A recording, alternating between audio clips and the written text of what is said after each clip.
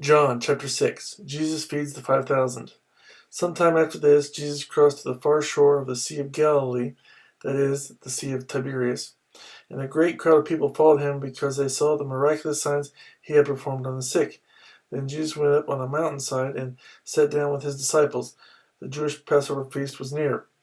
When Jesus looked up and saw a great crowd coming toward him, he said to Philip, "Where shall we buy bread for these people to eat?"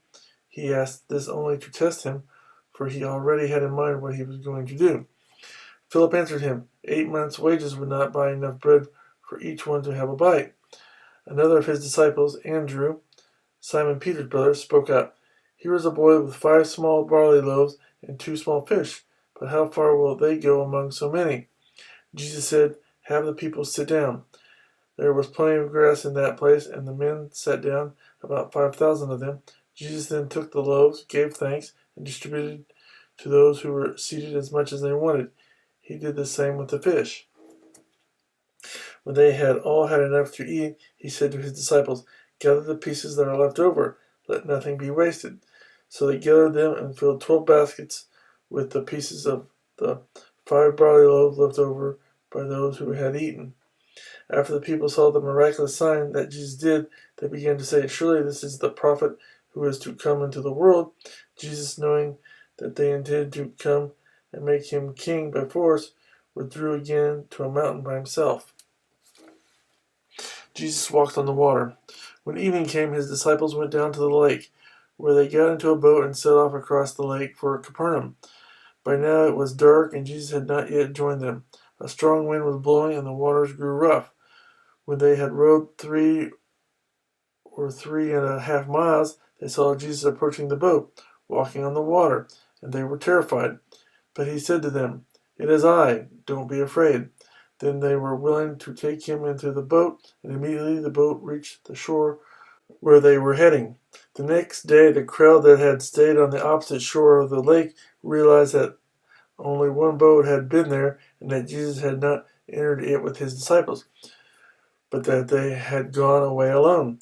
Then some boats from Tiberias landed near the place where the people had eaten the bread after the Lord had given thanks.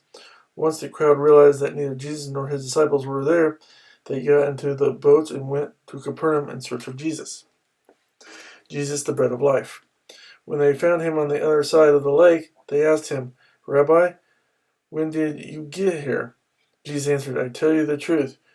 You are looking for me, not because you saw miraculous signs, but because you ate the loaves and had your fill. Do not work for food that spoils, but for food that endures to eternal life, which the Son of Man will give you. On him God the Father has placed his seal of approval." Then they asked him, "What must we do to do the works God requires?" Jesus answered, "The work of God is this, to believe in the one he has sent." So they asked him, "What miraculous sign then will you give that we may see it and believe you? What will you do? Our forefathers ate the manna in the desert, as it is written, he gave them bread from heaven to eat." Jesus said to them, "I tell you the truth, it is not Moses who has given you the bread from heaven, but it is my Father who gives you the true bread from heaven.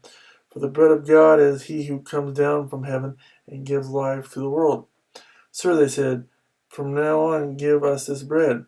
Then Jesus declared, "I am the bread of life. He who comes to me will never go hungry, and he who believes in me will never be thirsty. But as I told you, you have seen me and still do not believe. All that the Father gives me will come to me, and whoever comes to me I will never drive away. For I have come down from heaven not to do my will, but to do the will of him who sent me. And this is the will of him who sent me, that I shall lose none of all that he has given me, but raise them up at the last day. For my Father's will is that everyone who looks to the Son and believes in him shall have eternal life, and I will raise him up at the last day." At this the Jews began to grumble about him, because he said, "I am the bread that came down from heaven."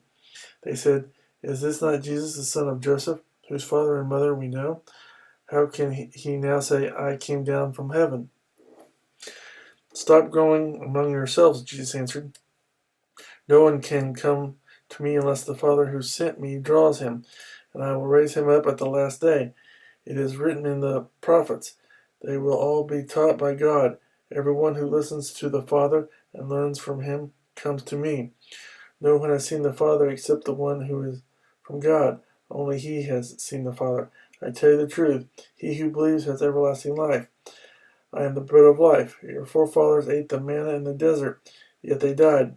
But here is the bread that comes down from heaven, which a man may eat and not die. I am the living bread that came down from heaven. If anyone eats of this bread, he will live forever.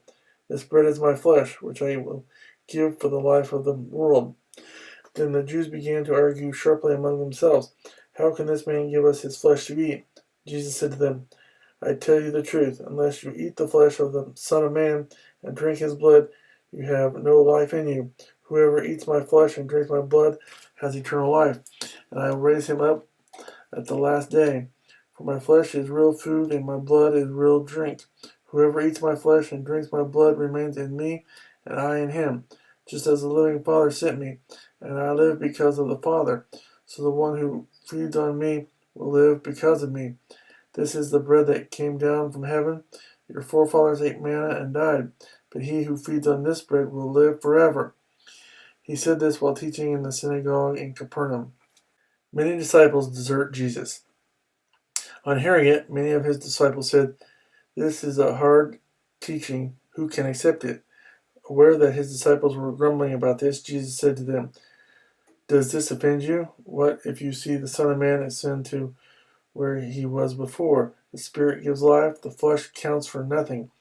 The words I have spoken to you are spirit, and they are life.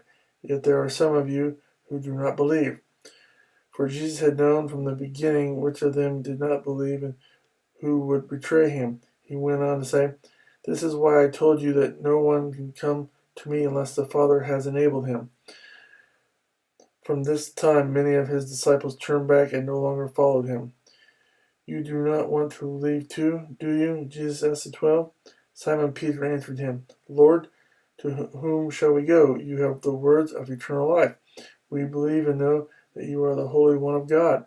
Then Jesus replied, Have I not chosen you, the 12? Yet one of you is a devil.